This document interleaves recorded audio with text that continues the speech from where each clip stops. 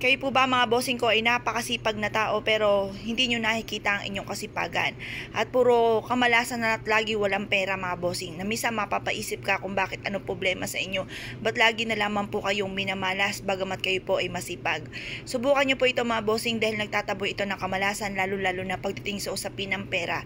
Mabisa rin itong panghatak ng swerte lalo na sa usapin ng pera. Kung kayo po ay may negosyo, mananaya, mahilig rumakit, mainam na subukan nyo po itong gawin. Ang dahon na ito mga bossing ko ay flakes po ng basil leaves. Ang basil leaves ay isa sa mga pinakamabisang pang-attract ng for abundance. Gamitan din po natin ito ng barya.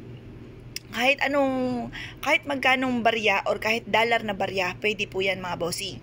Hugasan nyo lang muna itong mabuti at pagkatapos patuyuan sa sinag po ng araw sa umaga. Gawin nyo po ito ng 6:30 or kaya alas 7 at ito po ibibilad pa natin hanggang alas 8 lang ng umaga ang paggawa ng mga pampaswerte.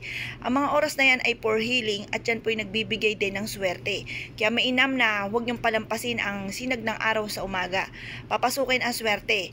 At pagkatapos mga bossing ko, kunin nyo ang inyo pong maliit na lagayan ng pera kung meron kayong box ng pera or kaya po ay meron po kayong bitbitin lagi na bag or kaya po yung sapatos nyo, pwede rin po pati ang pitaka mga bossing. Ipagpag nyo po yan, alisin nyo muna ang mga laman at pagkatapos pasinagan nyo sa sinag ng araw. Budbudan nyo po nito mga bossing bukod sa papatong po ng ati po 5 piso or ng barya po ninyo dito sa basil para manood po yung pinakaamoy ng basil sa 5 piso. At pagkatapos nito ay pasinagan nyo sa sinag ng araw yung mga nabanggit nga po natin ng bag at wallet at ganda na taguan ng inyong pera. Pwede rin po kung meron kayong kahadihero at ito po ay nabibitbit, pasinagan nyo po yan sa sinag ng araw. At pagkatapos po nyan, pag natapos nyo ng budbudan po ng ati pong basil, ay mainam po na lahat po yan budbudan nyo kung ano po yung lagayan ninyo ng pera kasi maswerte po ang ati pong basil leaves sa pera. For abundance po yan.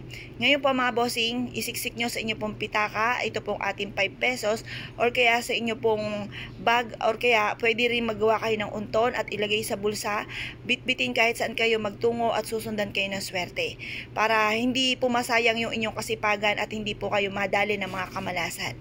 Kung kayo po naniniwala sa mga gatong mga pamamaraan, huwag rin kayo makakalimot na numero 1 na humingi ng gabay bago kayo umalis ng inyong tahanan. Kayo po'y magdadasal at subukan nyo po itong gawin. Kaya kung kayo po'y gagawa ng ganitong mga pamamaraan, good luck po sa inyo lahat!